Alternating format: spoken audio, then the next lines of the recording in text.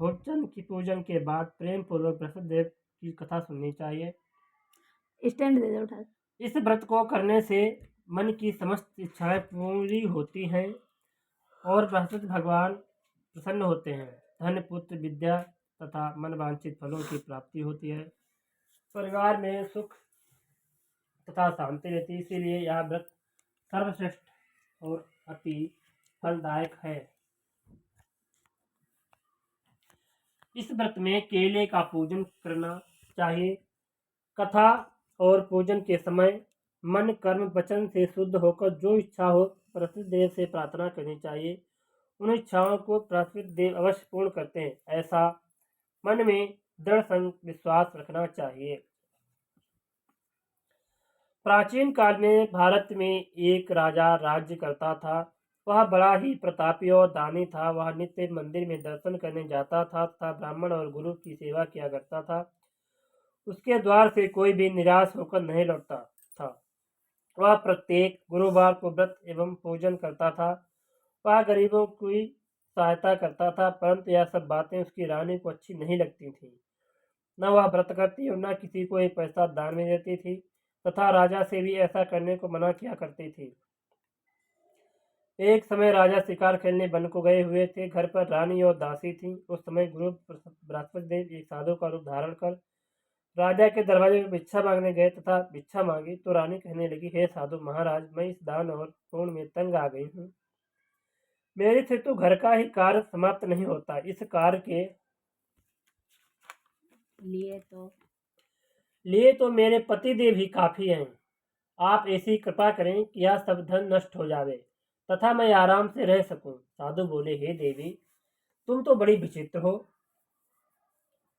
संतान और धन से कोई दुखी नहीं होता है, इसको तो सभी चाहते हैं। पापी भी पुत्र और धन की इच्छा करता है। अगर आपके पास धन अधिक है तो भूखे मनुष्यों को भोजन कराओ, प्याऊ लगवाओ, ब्राह्मणों को दान दो, धर्मशाला बनवाओ, कुआं, तालाब, बावड़ी, बाग बगीचों आदि के निर्माण कराओ। निर्धन मनुष्यों की कुंवारी कन्या विवाह कराओ और उन्हें को क्या धर्म करो। इस प्रकार के कर्मों से आपके कुल का और आपका नाम परलोक में सार्थक हो जाएगा एवं स्वर्ग की प्राप्ति होगी। मगर यह रानी इन सब बातों से खुश न हुई। वह बोली, हे साधु महाराज, मुझे ऐसे धन की आवश्यकता नहीं जिसको मैं और मनुष्यों को दान दूं तथा जिसको रखने उठाने में मेरा सारा समय ही बर्बाद हो जाए। साधु ने कहा, हे देवी, तुम्हारी ऐसी इच्छा है तो ऐसा ही होगा। मैं तुम्हें बताता हूँ, वैसा ही करना। बृहस्पतिवार के दिन घर को गोबर से लीपना, अपने केशों को धोना, केशों को धोते समय स्नान करना, राजा से कहना कि वह हजामत बनवाए, भोजन में मांस मुद्रा खाना, कपड़े धोबे के हाथ धुलने डालना। इस प्रकार 7 बृहस्पतिवार करने से तुम्हारा सब धन नष्ट हो जाएगा। ऐसा कहकर वह साधु महाराज वहां से अंतर ध्यान हो गए। रानी ने साधु के कहे अनुसार वैसा ही किया। 3 बृहस्पतिवार ही बीते थे कि उसका समस्त धन नष्ट हो गया और वह भोजन के लिए दोनों समय तरसने लगे। शांत तारिक भोगों से दुखी रहने लगे। तब वह राजा रानी से कहने लगा कि रानी, तुम यहाँ पर रहो, मैं दूसरे देश को जाता हूँ, क्योंकि यहाँ पर मुझे सभी मनुष्य जानते हैं, इसलिए कोई कार्य भी नहीं कर सकता। देश चोरी परदेश भी एक बराबर है। ऐसा कहकर राजा परदेश चला गया। वह जंगल जाता और लकड़ी काट कर लाता तथा शहर में बेचता। इस तरह जीवन व्यतीत करने लगा। इधर राजा के घर रानी और दासी दुखी रहने लगे। किसी दिन भोजन और किसी दिन जल पीकर ही रह जाती। एक समय रानी और दासी को 7 दिन बिना भोजन के व्यतीत हो गए तो रानी ने अपनी दासी से कहा, हे दासी, यहाँ पास के ही नगर में मेरी बहन रहती है, वह बड़ी धनवान है। तू उसके पास जा और 5 सेर बेजल मांग ला, जिससे कुछ समय के लिए गुजर हो जाएगी। इस प्रकार रानी की आज्ञा मानकर दासी उसकी बहन के पास गई। रानी की बहन उस समय पूजन कर रही थी, क्योंकि उस रोज बृहस्पतिवार था। जब दासी ने रानी की बहन को देखा और उससे बोली, हे रानी, मुझे तुम्हारी बहन ने भेजा है, मेरे लिए 5 सेर बेजर दे दो। इस प्रकार दासी ने अनेक बार कहा, परंतु रानी की बहन ने कुछ उत्तर नहीं दिया, क्योंकि वह उस समय भगवान की व्रत कथा सुन रही थी। इस प्रकार जब दासी को किसी प्रकार का उत्तर नहीं मिला तो वह बहुत दुखी हुई एवं क्रोध भी आया, परंतु वह बिना कुछ कहे लौटकर अपनी रानी के पास आकर बोली, हे रानी, तुम्हारी बहन तो बहुत घमंडी है। वह छोटे लोगों से बात भी नहीं करती इसलिए उसने मेरी बात का कोई उत्तर नहीं दिया। मैं वापस चली आई। रानी बोली, है दासी, इसमें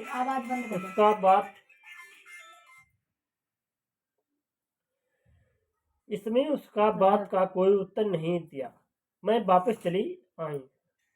रानी बोली, हे दासी, इसमें उसका कोई दोष नहीं है। जब बुरे दिन आते हैं तब कोई सहारा नहीं देता। अच्छे बुरे का पता आपातकाल में ही लगता है। अब जो ईश्वर की इच्छा होगी वही होगा। यह सब हमारे भाग्य का दोष है। उधर उस रानी ने देखा कि मेरी बहन की दासी आई हुई थी, परंतु मैं उससे नहीं बोली। इससे वह बहुत दुखी हुई होगी। यह सोच कथा को सुन और विष्णु भगवान का पूजन समाप्त कर वह रानी बहन के घर आई और अपनी बहन से कहने लगी कि हे बहन, मैं काफी देर रात्रिवार का व्रत कर रही थी। तुम्हारी दासी गई थी, परंतु जब तक कथा होती तब तक न उठते हैं और न बोलते हैं, इसीलिए मैं न बोली। कहो, दासी क्यों गई थी? रानी बोली, बहन, हमारे अनाज नहीं था। वैसे तुमसे कोई बात छिपी नहीं है, इस कारण मैंने दासी को तुम्हारे पास 5 शेर बेजल लेने के लिए भेजा था। रानी बोली, बहन, भगवान सभी मनोकामनाएं पूर्ण करते हैं। देखो, शायद तुम्हारे घर में अनाज रखा हो। इस प्रकार का वचन जब रानी ने सुना तो वह घर के अंदर गई और वहां से उसे घड़ा बेजल का भरा मिल गया। तब वह रानी और दासी बहुत खुशी हुई और दासी कहने लगी, हे रानी, देखो, वैसे हमको जब नहीं मिलता तो हम रोज ही व्रत करते हैं। अगर इनसे बृहस्पतिवार व्रत की विधि और कथा पूछ ली जाए तो उसे हम भी किया करेंगे। तब उस रानी ने अपनी बहन से पूछा कि हे बहन, बृहस्पतिवार के व्रत की कथा कैसे है तथा यह व्रत कैसे करना चाहिए? रानी की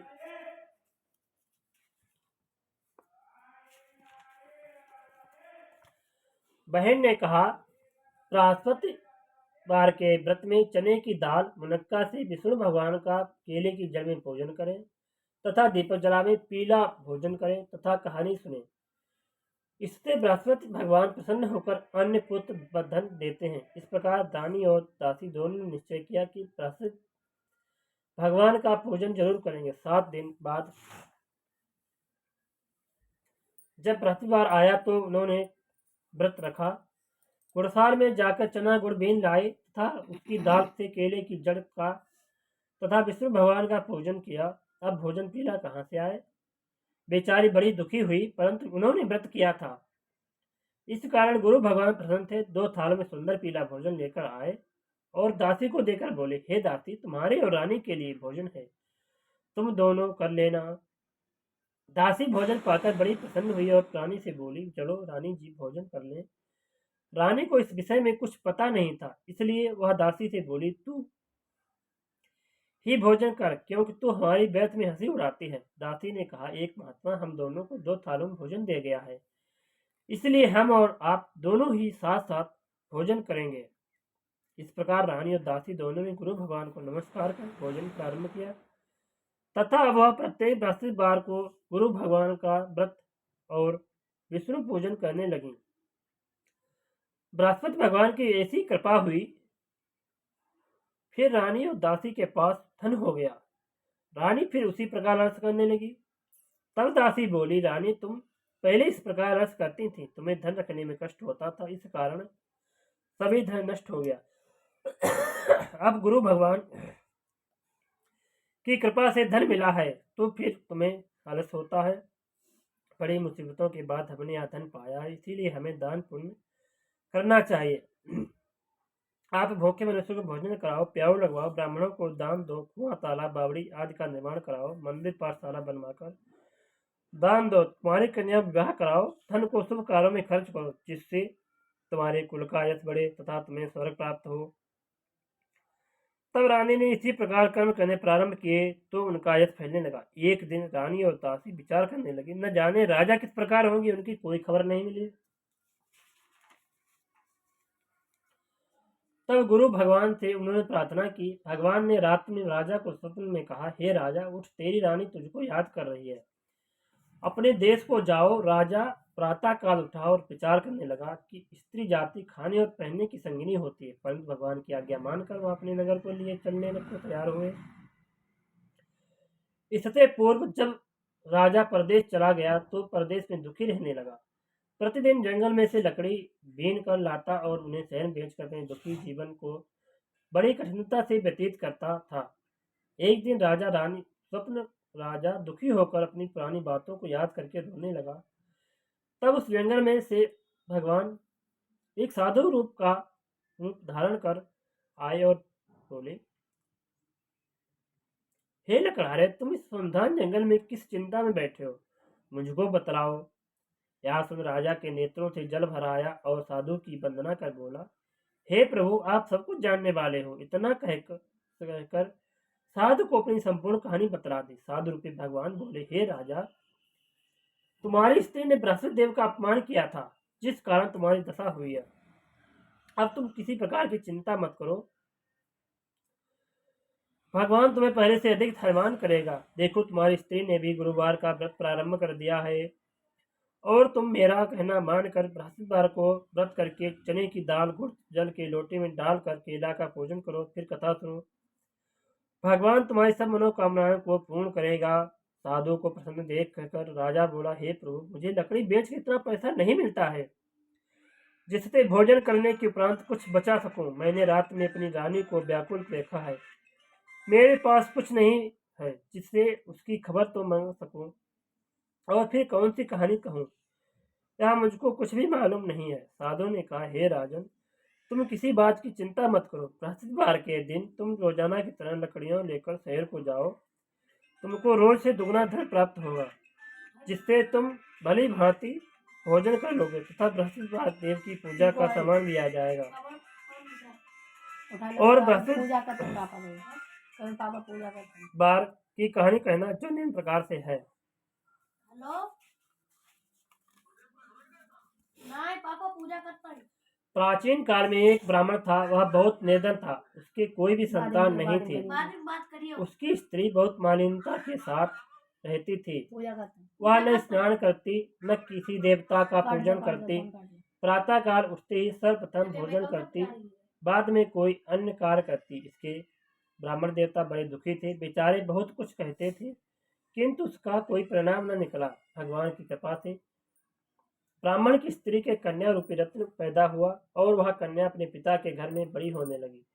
वह बालिका प्रातः स्नान करके विष्णु भगवान का जप करती थी तथा बृहस्पति देव को व्रत भी करती थी। अपने पूजा पाठ को समाप्त करके स्कूल जाती तो अपनी मुट्ठी में जौ भर के ले जाती और उसको पाठशाला के मार्ग में डालती जाती। तब ये जौ स्वर्ण के हो जाते। लौटते समय उनको बीन कर घर को ले आती थी। एक दिन वह बालिका सूप एवं जौओं को साफ कर रही थी। उसके पिता ने देख लिया और कहा, बेटी, सोने के जौओं को फटकने के लिए सोने का सूप होना चाहिए। दूसरे दिन गुरुवार था। इस कन्या उससे दिन व्रत रखा और बृहस्पति देव से प्रार्थना करके कहा, हे प्रभु, मैंने आपकी पूजा सच्चे मन से की हो तो मेरे लिए सोने का सूप दे दो। बृहस्पति देव ने उसकी प्रार्थना स्वीकार कर ली। रोजाना की तरह वह कन्या जौ फैलाती हुई जाने लगी। जब लौटकर जौ बीन रही थी तो बृहस्पति देव की कृपा से सोने का सूप मिला। उससे वह घर ले आई और उसमें जौ साफ करने लगी, परंतु उसकी माँ का वही ढंग था। एक दिन की बात है कि वह कन्या सोने के सूप में जौ साफ कर रही थी। उस समय शहर के राजा का पुत्र वहां से होकर निकला। इस कन्या के रूप और कार्य को देखकर मोहित हो गया था। अपने घर आकर भोजन तथा जल त्याग कर उदास ही लेट गया। राजा को जब इस बात का पता चला तो अपने मंत्रियों के साथ उसके पास गए और बोले, हे बेटा, तुम्हें किस बात का कष्ट है? किसी ने अपमान किया अथवा कोई और कारण हो तो कहो, मैं वही कार्य करूंगा जिससे तुम्हें प्रसन्नता हो। अपने पिता की राजकुमार ने बातें सुनी तो वह बोला, मुझे आपकी कृपा से किसी बात का दुख नहीं है। किसी ने मेरा अपमान नहीं किया है, परंतु मैं उस लड़की के साथ विवाह करना चाहता हूँ जो सोने के सूप में जौ को साफ कर रही थी। यह सुन राजा आश्चर्य में पड़ा और बोला, हे बेटा, इस तरह की कन्या का पता तुम ही लगाओ, मैं उसके साथ तेरा विवाह अवश्य करा ही दूंगा। राजकुमार ने उस लड़की घर का पता बतलाया। तब मंत्री उस लड़की के घर गए और ब्राह्मण देवता को सभी हाल बतलाया। ब्राह्मण देवता राजकुमार के साथ अपनी कन्या विवाह करने के लिए तैयार हो गए तथा विधि विधान के अनुसार ब्राह्मण की कन्या का विवाह राजकुमार के साथ हो गया। कन्या के घर से जाते ही पहले की भांति उस ब्राह्मण देवता के घर में गरीबी का निवास हो गया। अब भोजन के लिए भी धन अन्न बड़ी मुश्किल से मिलता। एक दिन दुखी होकर ब्राह्मण देवता अपनी पुत्री के पास गए। बेटी ने पिता की दुखी अवस्था को देखा और अपनी माँ का हाल पूछा। तब ब्राह्मण ने कहा सभी हाल कहा। कन्या ने बहुत सा धन देकर अपने पिता को विदा कर दिया। इस तरह का कुछ समय सुखपूर्वक व्यतीत हुआ। कुछ दिन बाद फिर वही हाल हो गया। ब्राह्मण फिर अपनी कन्या के यहाँ गया और सभी हाल कहा तो लड़की बोली, हे पिताजी, आप माता जी को यहाँ लिवा लाओ। वही उन्हें विधि बता दूंगी, विधि बता देने ले आओ, जिससे गरीबी दूर हो जाएगी। यह ब्राह्मण देवता अपनी स्त्री को साथ लेकर पहुंचे तो पुत्री अपनी माता को समझाने लगी, हे माँ, तुम प्रातः काल उठकर सर्वप्रथम स्नान करके विष्णु भगवान का पूजन करो तो सब दरिद्रता दूर हो जाएगी। परंतु उसके माँ ने एक भी बात नहीं मानी और प्रातः काल उठकर अपनी पुत्री के बच्चों की जोटन को खा लिया। यह देखकर उसकी पुत्री को भी बहुत गुस्सा आया और रात के कोठरी में से सभी सामान निकाल कर उसने अपनी माँ को बंद कर दिया।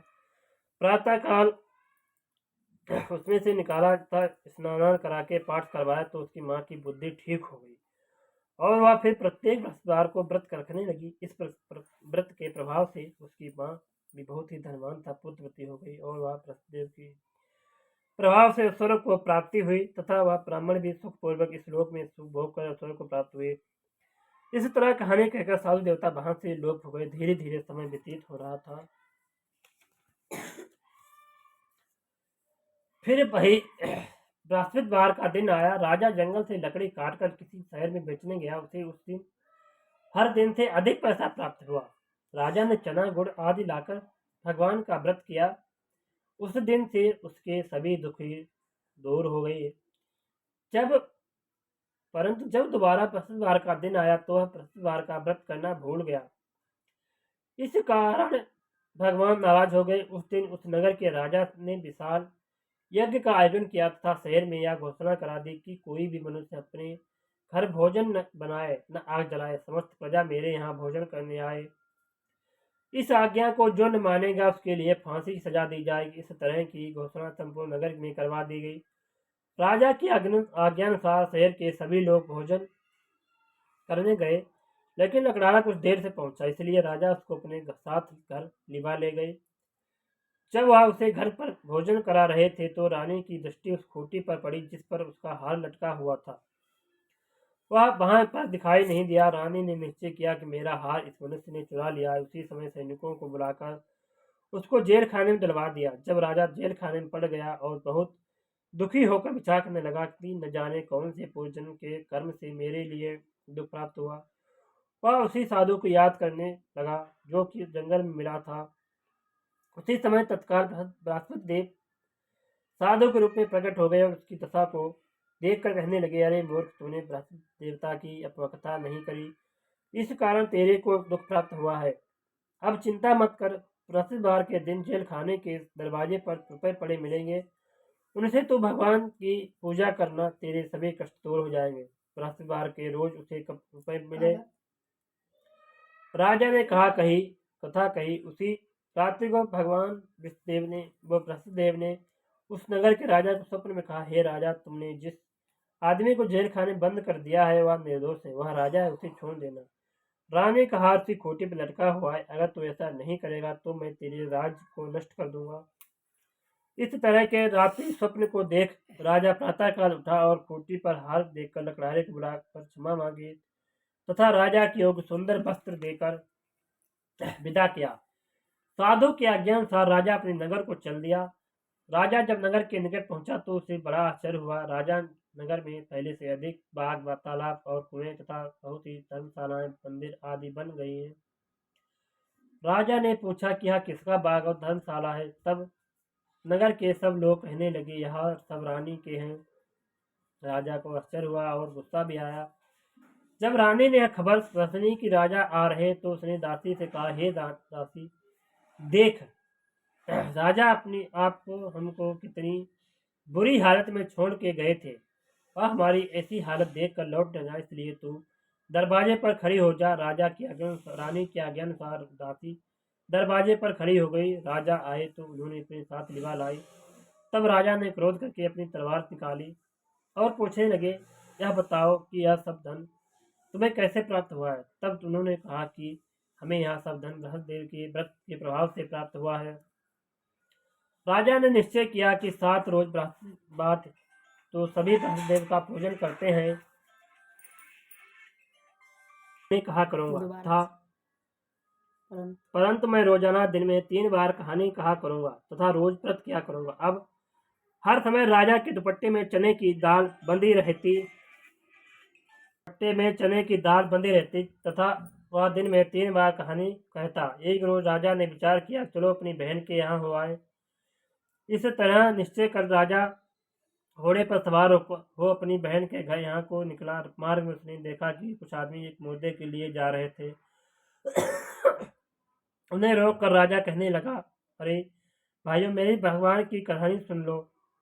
वे बोले, हमारा आदमी मर गया, उसको अपनी कथा की पड़ी है। परंतु कुछ आदमी बोले, अच्छा कहो, हम तुम्हारी कथा भी सुनेंगे। राजा ने दाल निकाली और कथा कहने लगा। जब कथा आधी हुई थी कि मुर्दा हिलने लगा और जब कथा समाप्त हो गई तो राम राम करके वह खड़ा हो गया। आगे मार्ग में उसे एक किसान खेत में हल चलाता मिला। राजा ने उसे देखा और उससे बोला, अरे भैया, तुम मेरी बृहस्पति भगवान की कथा सुन लो। किसान बोला, जब तक मैं तेरी कथा सुनूंगा तब तक 4 हरिया जोत लूंगा। जा अपनी कथा किसी और को सुनाना। इस तरह राजा आगे चलने लगा। राजा के हटते ही बैल पछाड़ खाकर गिर गए तथा उस किसान के पेट में बहुत सी जोर से दर्द होने लगा। उस समय उसकी माँ रोटी लेकर आई।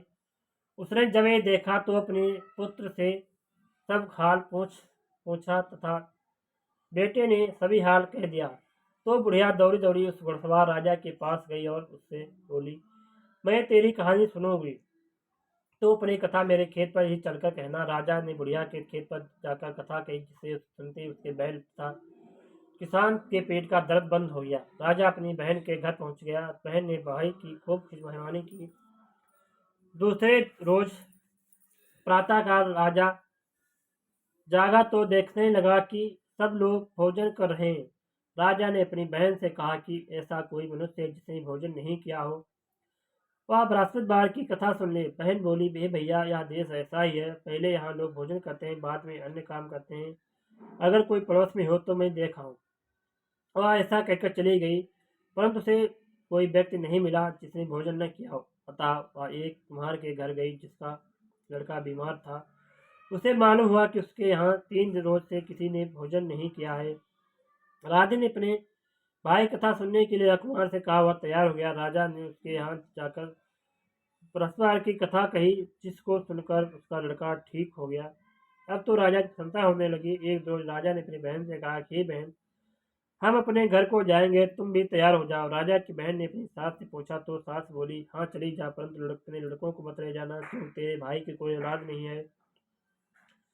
बहन ने अपने भैया से कहा, है भैया, मैं तो चलूंगी, परंतु कोई बालक साथ नहीं जाएगा। राजा बोला, जब कोई बालक नहीं जाएगा तब तुम ही चलकर क्या करोगी। बड़े दुखी मन से राजा अपने नगर को लौट आया। राजा ने अपनी रानी से कहा, हम मेहरबंसी राजा हैं, हमारा मुंह देखने का धर्म नहीं है, और इस उदासी के कारण उसने कुछ भोजन भी नहीं किया। रानी बोली, हे स्वामी, बृहस्पति देव हमें औलाद अवश्य देंगे। उसी रात को बृहस्पति देव ने स्वप्न में राजा को कहा, हे राजा, उठ, सोच त्याग, तेरी रानी गर्भ से है, 90 महीने में उसे गर्भ से एक सुंदर पुत्र पैदा होगा।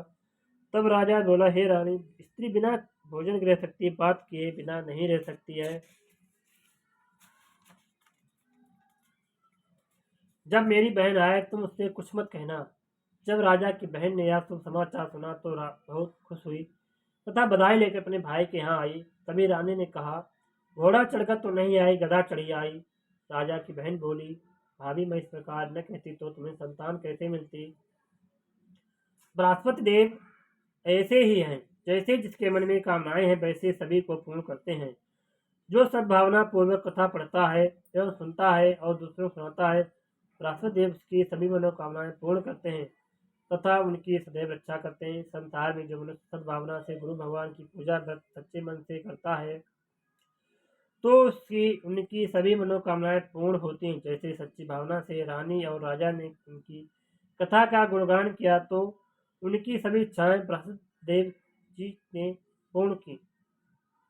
इसलिए सबको कथा सुनने के बाद प्रसाद लेकर जाना चाहिए। हृदय से उनका मनन करते हुए जयकारा बोलना चाहिए। बोलो बृहस्पति भगवान की जय। बोले विष्णु भगवान की जय। जय बृहस्पति देवा स्वामी जय बृहस्पति देवा। छिन्न भोग लगाऊं कदली फल मेवा। ओम जय बृहस्पति देवा। पूर्ण परमात्मा तुम अंतर्यामी स्वामी तुम अंतर्यामी। जगत पिता जगदीश्वर तुम सबके स्वामी। जय बृहस्पति देवा। मृत निज निर्मल सौ पातक हरता। सकल मनोरथ दायक कृपा करो भरता। ओम जय बृहस्पति देवा। धन अर्पण कर जो जन शरण पड़े। प्रभु प्रगट तब हो कर आकर द्वार खड़े।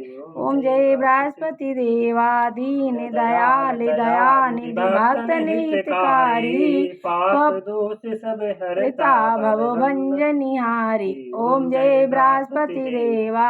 सकल मनोरथ दायक सब संशय हारी। विषय विकार मिटाओ संतन सुखकारी। ओम जय बृहस्पति देवा।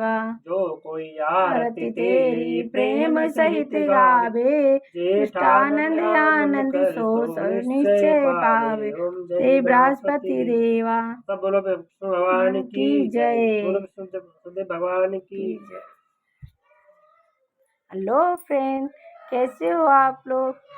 हमारे चैनल को लाइक करना, सब्सक्राइब करना और कमेंट में बताना कि बृहस्पतिवार का व्रत कौन कौन करता है, किसको पसंद है और कथा कौन कौन पढ़ता है। और व्रत नहीं भी करो ना तो भी कथा पढ़ ही सकते हो। मतलब ये मन मांगा हुआ व्रत ऐसा है कि मनचाहा हुआ फल देने वाला है बृहस्पति भगवान का व्रत। सच में हमें पता है, हम तो व्रत करते हैं, आप भी किया करो।